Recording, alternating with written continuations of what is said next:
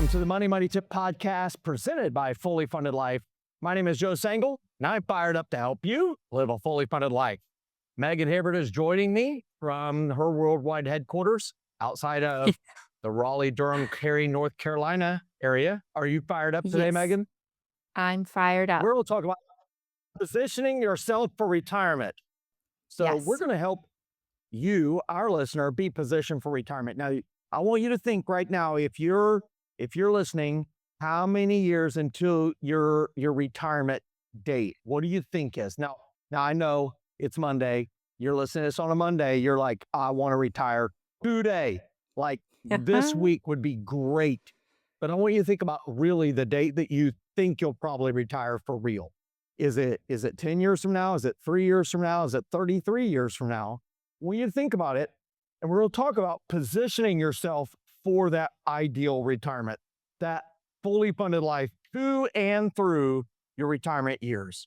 And so we're going to start by thinking about several different things that can help you. And one thing that you need to do, well, you need to establish multiple income sources. You have to establish multiple income sources. And now, Megan, when we think about this, we're going to talk about two types of income sources. One of them is guaranteed income sources. It's the guaranteed ones.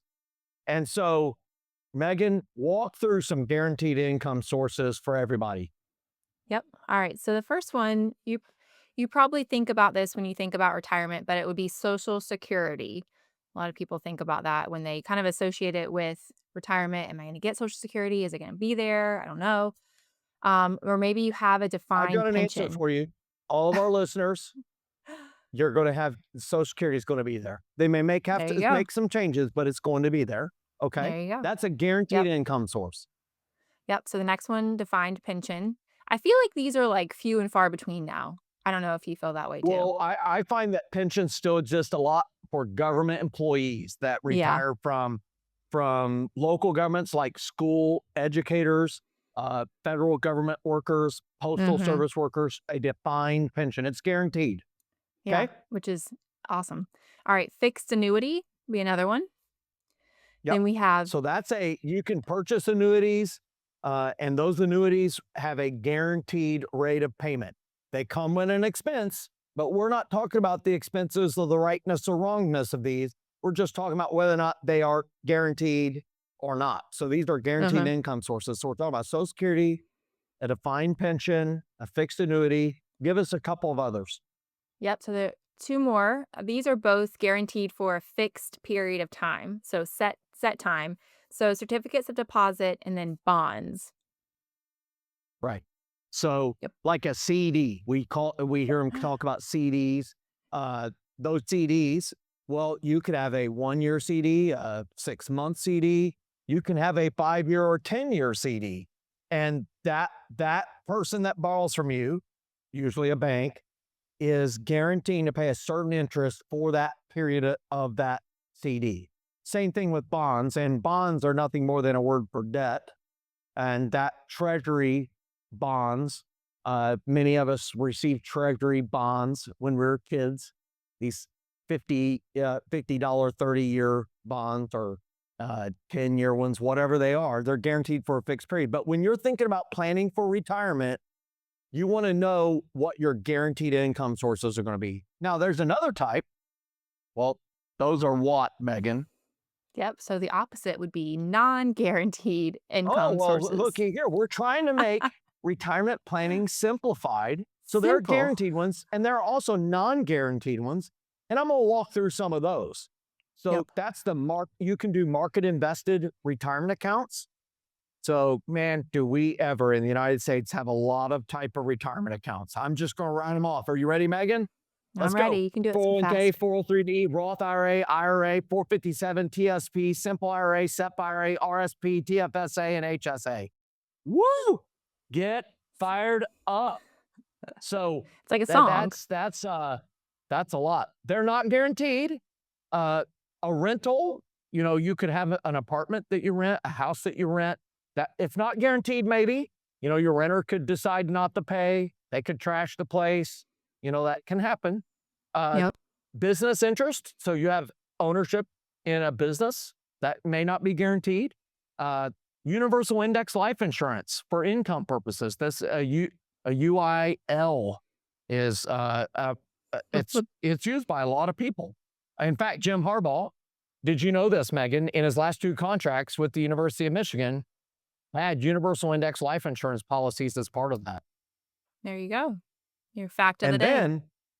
then another one that is less profound, but again, not passing total judgment, would be like home equity loan or reverse mortgage. You can get income out that way. It's far less preferred than these others, but we wanted to mention it because some people use it. Okay. So we Uh-huh. think about this when we're planning for retirement. And then, it's important to take another step and talk about income. And we're going to talk about employment income. And when we Uh-huh. think about employment income, the question is, Megan, are you going to earn any income during your retirement years? So when you and Jordan talk about retirement, how many years are you guys from retirement? What would you say? I'd say probably like 30. 30 I don't years? know. Okay. That's good news. Are you filing your notice now? 30 years from now, you'll Yeah. retire? My 30-year That notice. is early notice. Now, when you guys think about retirement, when you ponder it, it's hard to think 30 years ahead, but when you think about it, do you think you might work a little bit and have a hobby that generates income? I know some people like mow at a golf course and they make a little bit of money, but they really do it to get free golf. Do you think you might do Yeah. something like that?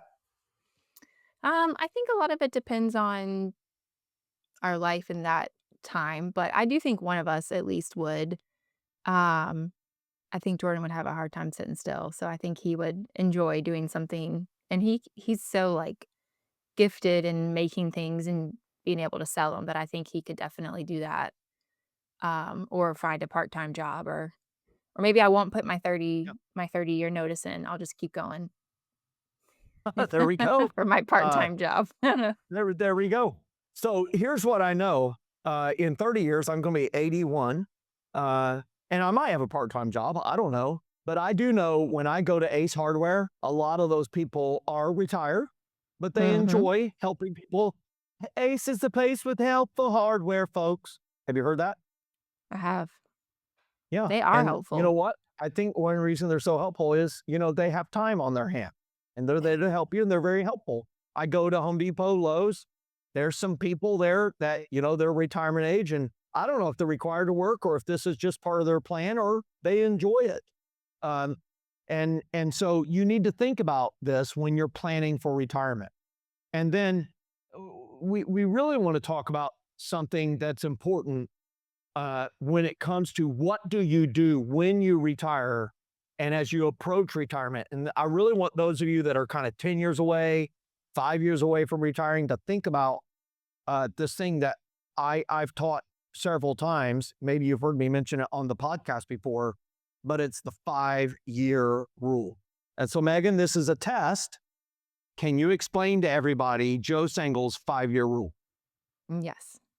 If you need the money within 5 years, you don't wanna invest it in something well, I would say you don't wanna invest it, you wanna put it in savings, but if you're thinking through retirement, you definitely don't wanna put it at into if you're investing it, you don't wanna put it into something that's at larger risk. You want it to be more safe so that your money is secure and you know you can count on it, because if it's invested in something that's risky, you might lose it, and if you're retiring in 5 years, that would be bad.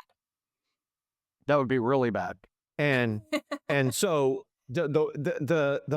it means you won't be retiring in 5 years. That's what that means. You'll be getting that But full-time but job. I would give you a B plus on your definition there, Megan, um, B. because the way that I would describe it, and I really want to make sure our retirement plannees, that's what we're gonna call them, our listeners today.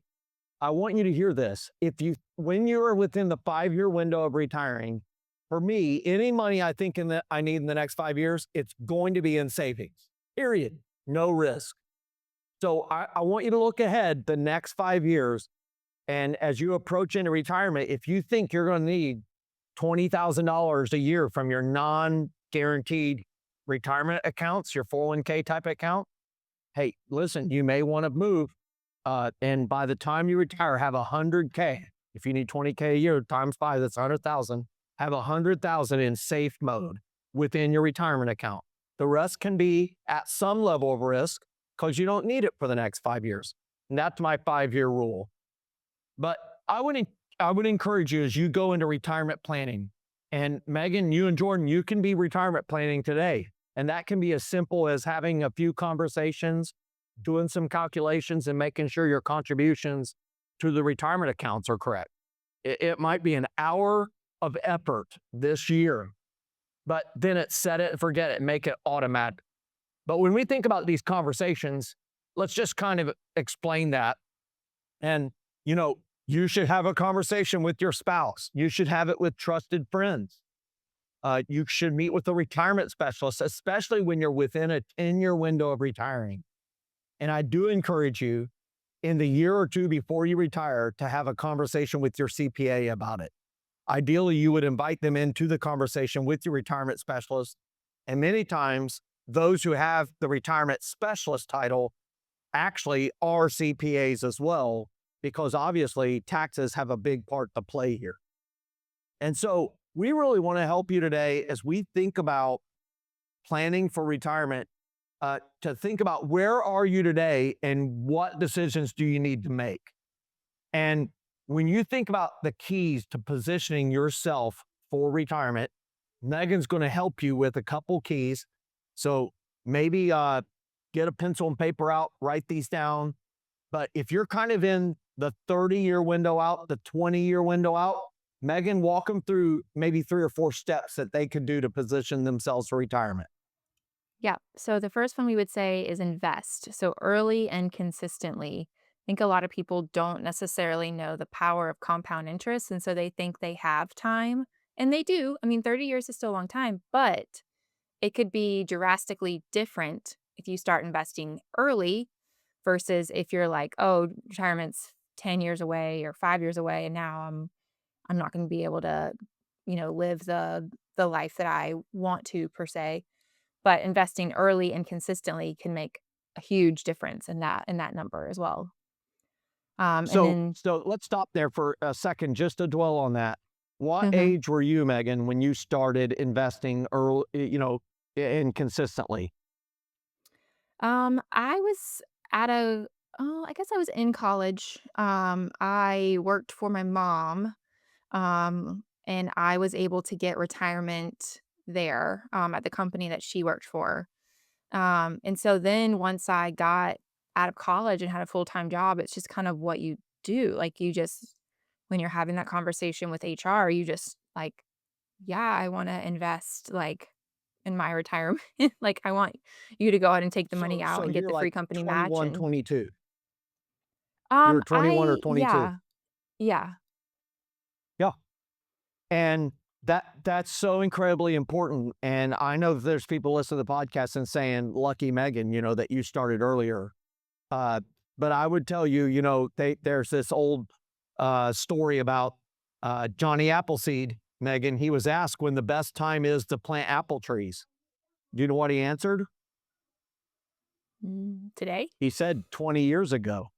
And the next best time is today. Yeah. And that's, I'm not sure that Johnny Appleseed really said it, but it sounds really good. And it It actually sounds makes a good. lot of Yeah. sense to me. And so if you want to position yourself for retirement, you can't go back and start at some other day. So if you have not started, start today. And and make sure that you understand investing rules and the rules related to retirement. At 62 and a half, you can do early retirement. If you were born after January 1st, 1960, you can declare for Social Security at 67. At 67, you can continue to earn income and your Social Security payment will come to you fully. It'll be taxed, but that's okay. But if you don't understand those rules and rules relating to required minimum distributions at 73, that's why we're telling you meet with retirement planning specialists and they will help you take the next step, which is to monitor your investments and adjust accordingly. And always, always do what, Megan? Always, always have a next step. You got to have a A next step. step. You got Yeah. to have a next step, whatever that is, whether it's to bump up your 401k contribution by 1%, whatever it is. Mhm. But one of the things that we want to say as we kind of wrap up this episode is to talk about approaches to retirement, and we're going to talk about two of them. And one of them is the big day. So, what do you think the big day is, Megan? What is the big There day? Help people talk about what the big day looks like. I would say it's this day that you know, "I am done, I'm stopping, this is the day I'm retiring, this is the day everything changes." Like, you got the party, like, you, like, know 100%, "Today I went to work, tomorrow I am done." Like, it is like And I will never go back. yeah. Goodbye. Yeah. There are many people that retire this way. School Mhm. teachers, a lot of them retire this way. A lot of federal workers, that's how they retire. Just a lot of people, this is the day. They announce that they're going to retire on this date. That's it. Um, that is an approach. But I would encourage you, if that is you and that's your plan, make sure you have something to retire to, and that you have tested and proven that that's going to be enjoyable, because there's going to be a little honeymoon period of, oh, I get to wake up whenever I want and go to bed whenever I want, and I can stay up till 2 a.m. watching movies again like I'm a teenager. That will get old real quick. And many people find themselves 3, 6, 9 months removed from the big day, and they're lost because they were only focused on the big day. The other way that a lot of people employ is called the merger. We call it the merger, and that's where you start backing off of work and you move to a 4-day work week and then to a 3-day work week. And then, hey, I'm going to be here 1 day a week. And they merge their way into retirement, and it allows them to produce a little bit of income, add value to where they're at, where they're working, a good solid handoff. But it also it creates a smoother on ramp to retirement and off ramp from the W-2 life. And it has less of a jolt than a big day retirement is. And so we're going to list some resources that can help you as you plan for retirement. We've sped through a lot of this, but these are some excellent retirement calculators. Some of them from AARP. Others are from some great resources that we found online that can give you a ballpark estimate of how much money you need to retire well. We really encourage you, if you need some assistance with this, find a retirement planning specialist in your area, and we can help you craft the initial questions so that you can be prepared for a great conversation with the retirement planning specialist by joining Fully Funded Life. And in Fully Funded Life, it includes a member benefit of one-on-one coaching appointments, Zoom virtual coaching appointments with a real-life coach who can help you be prepared so that you, on your date of retirement, whether you merge or have the big day, can be able to always live a fully funded life. Thank you so much for joining us today, and live life fully funded.